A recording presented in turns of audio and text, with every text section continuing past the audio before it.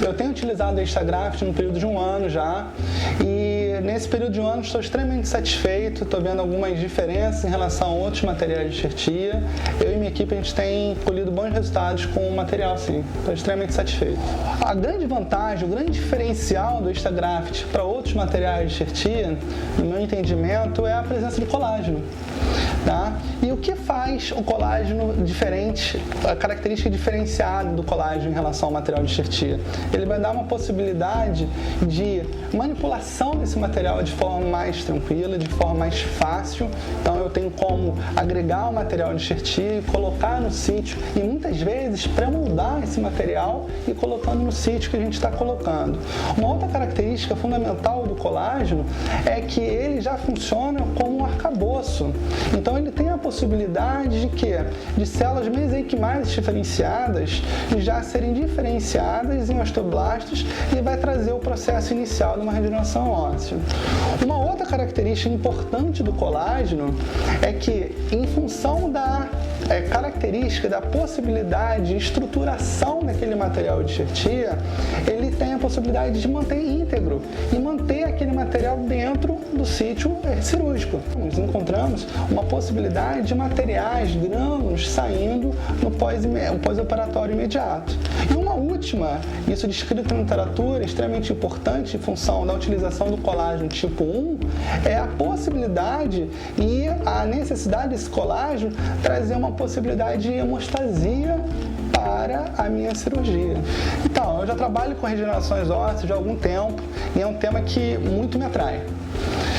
A gente já militou em áreas de enxertos autógenos, enxertos xenógenos, enxertos halógenos, enxertos sintéticos. Os enxertos autógenos, público notório, que são padrão ouro. Tem a possibilidade de fazer a osteocondução, osteoindução e osteogênese. Só que tem um problema que é o segundo sítio cirúrgico que vai ter que ser criado.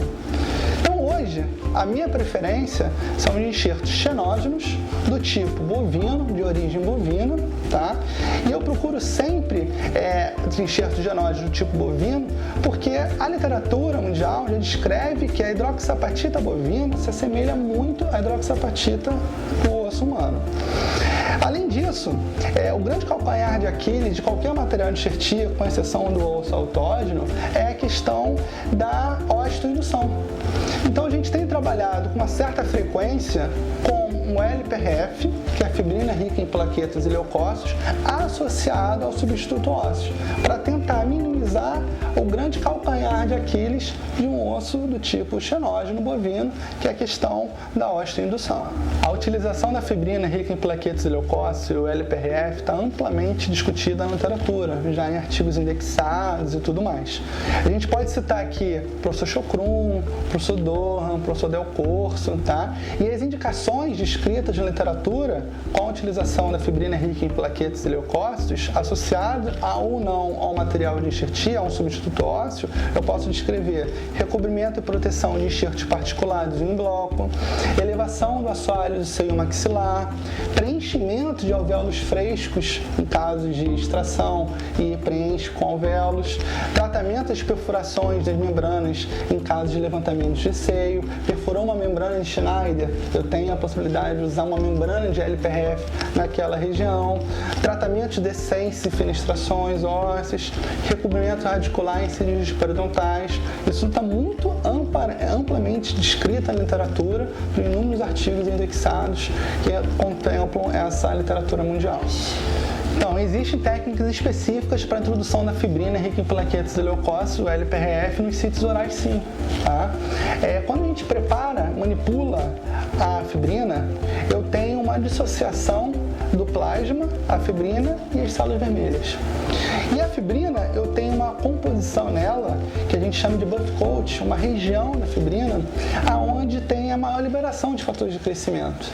Então, justamente essa região, chamado buff coat, que tem que ficar em íntimo contato no sítio que a gente está reparando. Então, esse é um detalhe extremamente importante quando a gente vai trabalhar com a fibrina rica em plaquetas e leucócitos, associada ou não a um substituto ósseo. As telas de titânio hoje em dia é um tema que está extremamente aflorado. Ela, dentro da história da implantodontia, ela, uns 10, 15 anos atrás, foi muito utilizado, aí depois pouco utilizado e agora voltou-se, deu um boom nas utilizações das telas de titânio. Não é à toa que as grandes companhias hoje em dia, de implantes ou não, estão preocupadas na produção, na execução e na criação dessas telas de titânio.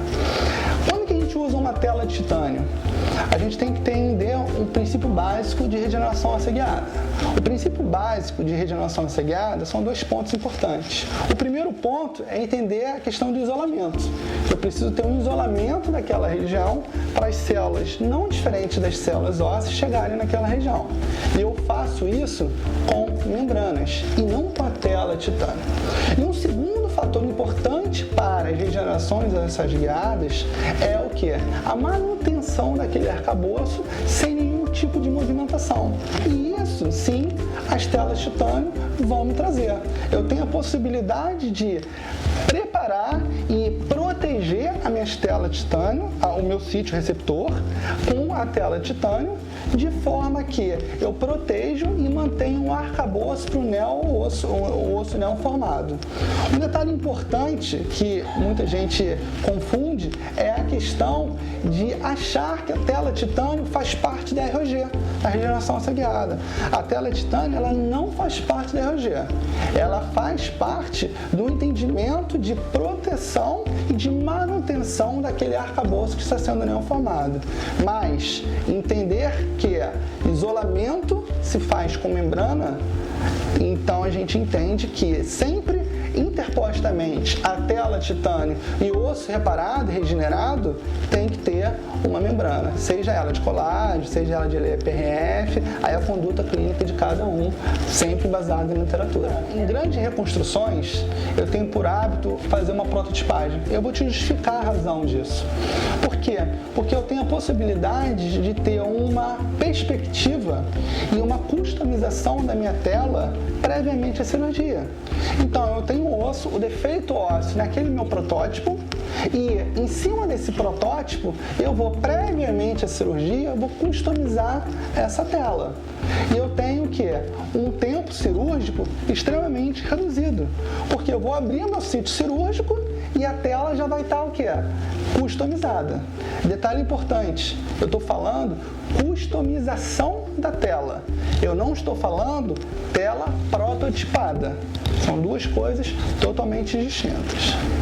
A minha associação do Extragraft com as telas de titânio hoje em dia estão extremamente satisfatórias. Eu tenho obtido resultados interessantes, só que o tempo cirúrgico para uma reconstrução grande, utilizando telas de titânio e LPRF associado, a gente aguarda em torno de 7 a 8 meses. Então a gente está começando o processo de reabertura desses casos e a minha conduta da equipe é a gente tentar fazer sempre uma histologia, trefinar o sítio para a gente poder acompanhar os nossos casos. Mas eu não tenho dúvida, pelos resultados que a gente tem, pela literatura descrita na literatura a respeito sobre o Extragraft e os resultados que outros colegas que eu confio têm utilizado, os resultados que eles têm obtido, eu tenho certeza que a gente está indo pelo mesmo caminho. O futuro dos biomateriais dentro da odontologia, dentro da cirurgia oral em geral, dentro da área da saúde, dentro da área da medicina em geral, eu acho que é o grande diferencial para qualquer reconstrução óssea. Eu acho que tem muito que ser estudado ainda para fazer um trabalho concomitantemente à diminuição do dor pós-operatória, concomitantemente à diminuição do tempo cirúrgico, a exposição do tempo cirúrgico por parte na área cirúrgica do paciente, tem que andar junto à ciência. Então, eu acho que a proporção estudo, execução dos casos, elas têm que sempre andar de mão dada para a gente ter uma resposta muito grande. Só que eu falo para vocês tranquilamente, há muita coisa coisa dentro da engenharia de tecidos para ser estudada, para ser evoluído. O que a gente tem hoje é extremamente satisfatório, só que cada vez mais, no meu entendimento, o grande diferencial vai ser a questão de utilização de fatores de crescimento, de possibilidades que minimizam o tempo cirúrgico, antecipam o tempo cirúrgico com qualidade de tecido neoformado. É isso que eu espero, é isso que a gente alcança dentro da literatura mundial. A engenharia de tecidos, hoje em dia, ela tem possibilidade de aumentar nossos estudos, evoluir para os tratamentos, e a utilização hoje da colágeno tipo 1, exemplo, presente no Instagraft, facilita e muito, como falei anteriormente, a manipulação, a execução de um neoarcabouço ósseo. Então isso já é um caminho diferente em relação à perspectiva futura que a gente tem sobre a evolução de tecidos de reparadores. Para quem nunca usou o Instagraft, eu diria o seguinte: é um material diferente, de manipulação fácil, que tem trazido resultados, ainda que iniciais, mas extremamente surpreendentes. Estou extremamente satisfeito.